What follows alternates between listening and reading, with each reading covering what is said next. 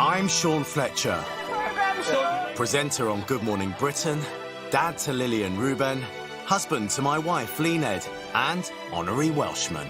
Bydd yn antur. I've even learned the language. Mae'n mynd i fod fel gwyliau. Na, dwi'n mynd i gweithio caled. Now I want to complete my Welsh journey with a coastal adventure. Wales was the first country in the world to have a continuous path that stretches around its entire coastline. And I'm heading out to explore amazing places It's beautiful up here, isn't it? along its 870-mile route.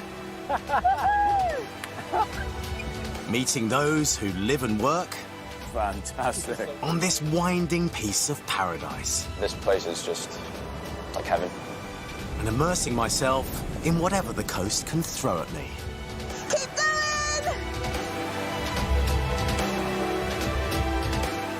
Welcome to the wonders of the coast path.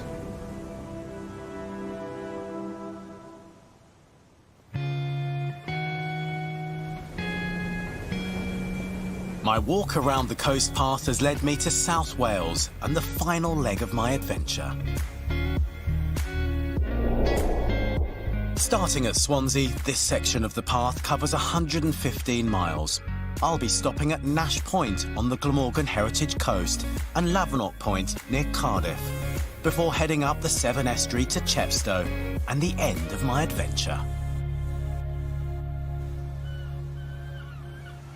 South Wales is the most heavily populated and industrial section of the coast path. But take a few steps outside the big cities and you'll discover some of the most beautiful and awe-inspiring landscapes. It may seem like it, but no, this isn't the Sahara. This is Merthyr Mawr Warren. At 200 feet, these are the second highest sand dunes in Europe. They're exhausting to get around on, so I'm going to swap 2 legs for 4 to explore them. I've arranged to go riding with a good friend, All right. opera singer and TV and radio presenter Sian Cothy. Do you know where you are? Sian. Oh, hey, how are you? Shemai, sut ydych chi? Should it tea? Sian loves to go riding in these dunes, but I'm a complete novice. So Spag is an ex-racehorse. Ah, I'm on an ex-racehorse. Well, I heard you. Is that a good idea? You like speed. I think this is going to be fun. The racehorse and the rookie. I can see this going well. Hang on. We usually have a ladder. We forgot it. Don't tell Sean. You okay there, Sean? That's it. What am I holding on to That's it. here? You sit up straight. Brilliant. I'm on, I think. With my heart in my mouth, Spag, walk on. we make our way out onto the dunes. Yeah, sit up and relax. Well done, you. Right? This is all going too well. Whoa, whoa, whoa. Okay, I spoke too soon. Whoa, whoa. Steady, whoa. Spag. Whoa. Whoa. Spag, whoa, Spag, whoa. Good boy. Eventually, we get going. I mean, this is such a beautiful place. What is it you like about it? These dunes, they're so historical. And I remember seeing rugby players train up the dunes. I've seen battle reenactments the other side. And you can see such a lot of wildlife. I mean, look around you now. Yeah. Merthyr Mawr Warren is one of 70 nature reserves in Wales. The sand dunes create a special habitat for insects and wildflowers. It's also rumoured that the dunes doubled up for shots of the desert for the 1962 film Lawrence of Arabia. How you get on with Spag? Spag and me, we're bonding. Oh, you look good together. Oh, yeah. How do I stop him going first? I don't know where we're going, but I'm just gonna, At this point, Spag reminds me that he's a racehorse and takes his own route. Whoa, whoa, whoa, whoa, whoa, whoa. Steady. With Sian and me separated, I just hang on for dear life. Whoa. That's you're doing good. Whoa. Oh. Spag, whoa, Spag. Turn him right, Sean. Yeah, whoa. Turn him right. Whoa. Whoa. Whoa. Good, well done. You did brilliant. You're playing games with me, Spag. This seems like a good point for me to get off my horse to discover more about Merthyr Mawr. These beautiful dunes are in danger of being swallowed up by a voracious plant that's turning the sand into soil. Duncan. And Ranger Duncan Ludlow is leading the fight to stop it. So this is the plant that's causing chaos? Yeah, this is sea buckthorn. For the last 20 years, this has been basically my task on the sand dunes, is to try and get rid of the plant and stop it from taking over the sand dunes. It's a personal battle, is it? It can be at times, yeah, it does seem like it, yeah. Why? The plant was brought in around 1840 to the sand dunes here. At the time, most of the sand dunes here was bare sand. There were problems with the sand blown back into the village behind. And so this plant was brought in to help stabilise the sand dune and stop it from moving, which it's done really well, too well, in fact. It's really prickly, isn't it? These thorns, they will go through anything and they can really cause a nasty wound, yeah. How much have you had to clear? We've cleared, we estimate, around 60 hectares of sea buckthorn, but we've still got plenty left to do. Walk on. Time to get back on the trail and put my faith back in Spag. Like a mirage in the desert, the sea appears before us. Ah, How fantastic is that? it's worth it, isn't it? We made it! Oh. So good for the soul. Great to breathe in the sea air and ride here on these beautiful animals.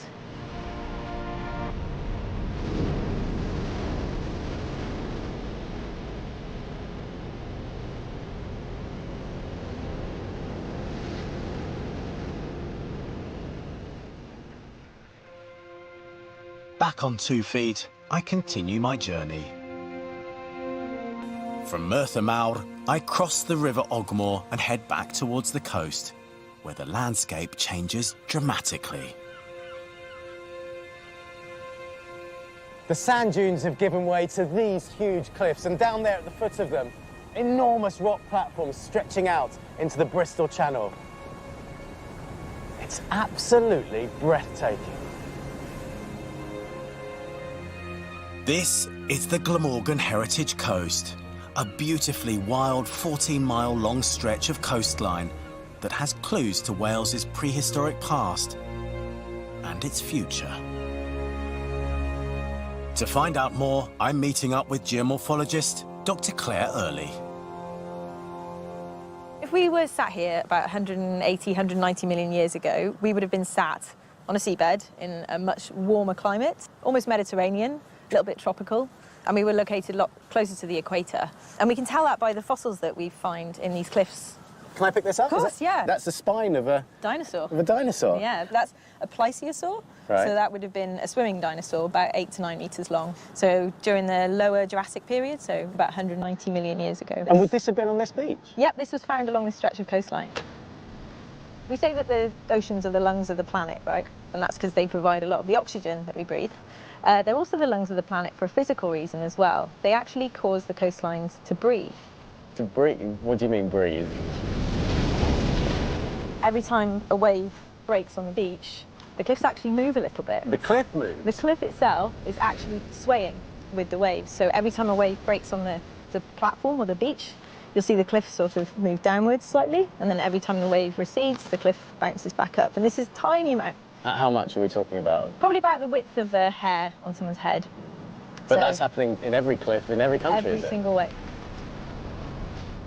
Claire uses an instrument called a seismometer, which picks up the slightest ground movement, and the readings during heavy storms are alarming. When we see storms, we've measured movement about 100 times greater in the cliffs than what we normally see every single day. So that's been the driver for huge amounts of erosion, the same amount of erosion as we would see in 1 year happening in one storm. So when you say that the cliff moves at the width of a hair, but when it's a big storm, it might move up to a millimetre or Yeah, something like that? about a millimetre, yeah. God, which is quite a significant amount when you're talking about a massive thing like that. Yeah. And overall, does this worry you, that we have coastal erosion and that it is affecting people? Yeah, I think it's an awareness thing that needs to be sort of brought to attention a little bit more, not only in terms of properties and the loss of land, but also safety. So people's awareness of sitting underneath cliffs that they think have been there for, yeah, they're right, millions of years, but you can have failure that's very sudden and very unpredictable. There's no doubt our coastline is changing, but stick to the path and away from the cliff faces and you'll stay safe and see the best views. After the break, from crashing waves to radio waves, when I tried to recreate an experiment that changed the world. 4 dots, I think that's an H. And I wade into the fastest tide in Britain with the last of the lave net fishermen. Moving quite fast. This isn't dangerous, is it?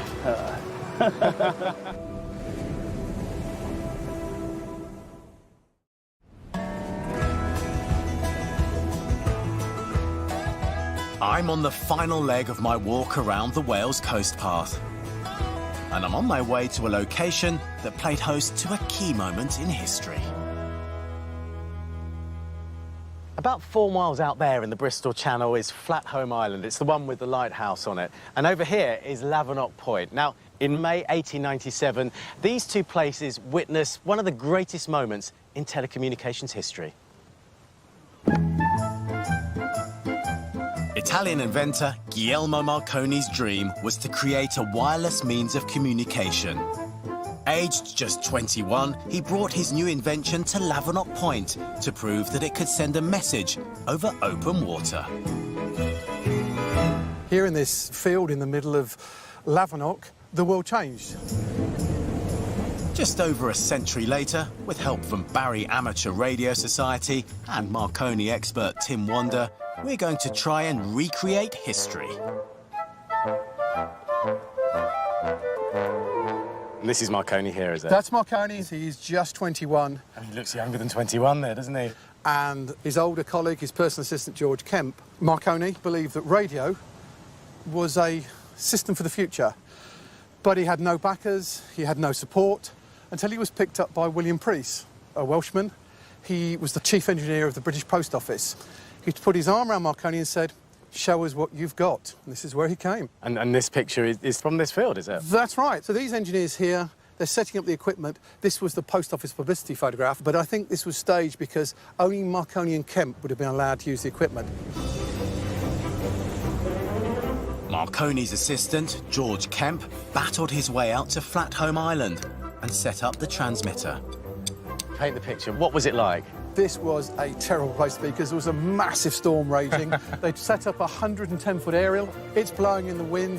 The equipment, which was just sat on a desk, getting soaked, they tried to put a sheet over it. And really, nobody would believe it would work. Back at Lavernock Point, a huge crowd had gathered to see if Marconi could receive the message, beamed magically through the air by radio waves.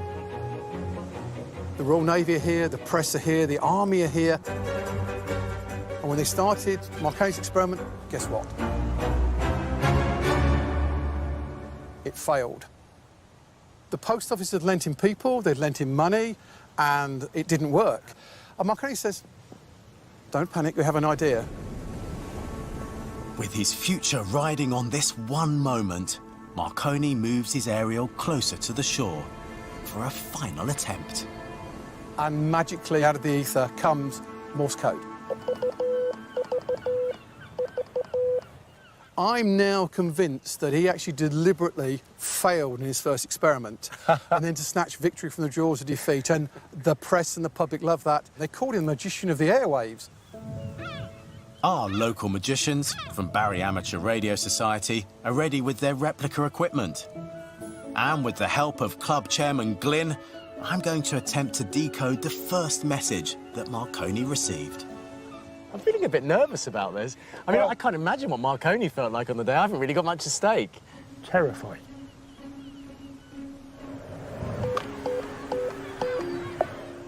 So that was four dots. I think that's an H. 3 dars, didn't it? Yes, that's an O. A dot and then two long ones. Where's that? W. How. Spelling out how. 3 letters cracked, and I have an idea of what the first message may have been. So a dot and then a long one. So that's an A. Getting the hang of this. 2 short and a long. How are you? And that, how are you, is the first Marconi message, isn't it? Yep, and it worked.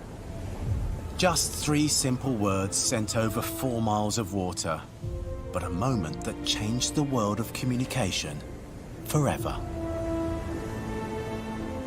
If Marconi was here today, what would you say to him? From the bottom of my heart, I would say a great thank you, because his invention has saved tens of thousands of lives and will continue to save tens of thousands of lives. Time for me to get back on the coast path for the final stretch of my journey around Wales. As I head east, the Bristol Channel between Wales and England starts to narrow.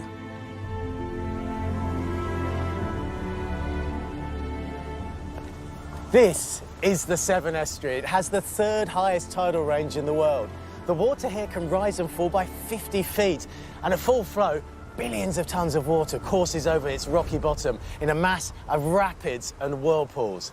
So it's not the sort of place you'd expect to find fishermen. For over 300 years, local fishermen have braved the raging tidal waters at Blackrock on the Severn Estuary. Today, there are just a handful left. Hi guys, how's it going? Meet the Blackrock Lave Netters. Am I going to look good in this? It's all we got, so you'll have to try. Let's give it a go. So there's 3 of you out there. Are there normally more fishermen? We've got a maximum of 8 licenses. I mean, that's not many, is it, in your group? Yeah, we're the last traditional fishery left on the Severn Estuary. 100 years ago, you'd have come here, there'd have been fisheries all along the Monmouthshire coastline, all gone now. We're passing a tradition on, that's what we're all about. For brothers Martin and Richard Morgan, their connection to lave netting goes way back. My great-grandfather caught the biggest fish ever caught in the fishery. It was 57 pounds in weight. That's massive. It was a huge fish even then. And my great-grandfather, so the story goes, caught that fish on his 77th birthday. With the tide approaching its lowest point, we head out across the mud and into the fast-flowing estuary, on the hunt for an elusive salmon. It's moving quite fast. About 4 knots, not too bad at all. This isn't dangerous, is it? Ooh. So if you follow me, Sean? Yeah. Just keep that stick in front of you and we'll go nice and slow. What's quite interesting is how solid the bottom is. I mean, it's just all rock, isn't it? Yeah, the tide is so ferocious in this area that it washes all the silt away.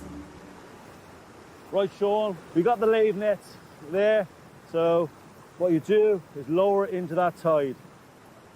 The reams, the arms of the net are on the bed of the estuary. The mesh is under tension from the tide, and anything that touches that net I can feel through my fingers. And then do you have to be really quick to get it? Quick, yeah. You lower the rock staff, lift the headline, and hopefully there's a salmon in the back of the net. It sounds simple, but the chances of catching a fish are slim, and the lave netter's licence limits them to only 15 fish a year to protect salmon stocks. And I'm not allowed to fish, am I? I'm not allowed to touch that because I haven't got a licence. They're like gold dust, aren't they? They once called these licenses dead man's shoes because the old fishermen would hang on to their licenses thinking one day they'll feel well enough to come down after they'd retired, but hence dead man's shoes. Over the generations, the old lave netters have passed down the secrets of their favourite fishing spots, and they have some pretty bizarre names. So what area are we in here? This we call the gut. Between the red beacon and the bridge, an area we call Gruggy. Just west of the second Severn crossing, we've got another area called the Hole.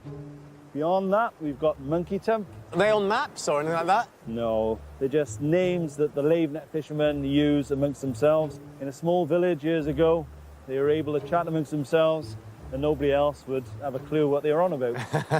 When you drive over the Severn Bridge, I just ignore this area, but now it feels like there's another dimension to it for me. There's so much more here. When the tide goes out, it shows its bones, the reefs. People are oblivious to what's going on underneath it. Some mornings, early mornings, we're there fishing away, We get lorry drivers phoning the Coast Guard saying that there's people under the bridge with sticks and rescue helicopters get out to get us. You haven't? We have, yeah. Really? The tide has started to turn on my fishing trip, and I don't fancy calling out the rescue services. So we better get out. Shame there wasn't one today, but the sun came out, so that hasn't been too bad. We may not have caught any salmon, but I've loved every minute. From Blackrock, the coast path heads inland to the historic castle town of Chepstow. After 870 miles, the end of my epic adventure is in sight. So this is it. As the sign says, I've got one foot in Monmouthshire, Wales, the other foot in Gloucestershire, England. This beautiful iron bridge across the River Wye in Chepstow marks the end of the Wales Coast Path, and I've got to say, the end of an incredible journey. From breathtaking beaches to awe-inspiring cliffs, I've been blown away by the sheer variety of landscape. And I've met and been welcomed by some truly inspiring people along the way. I really feel like this experience has helped cement my love for Wales, my adopted home. So I urge you to put on your walking boots and get out to the coast path for your own adventure.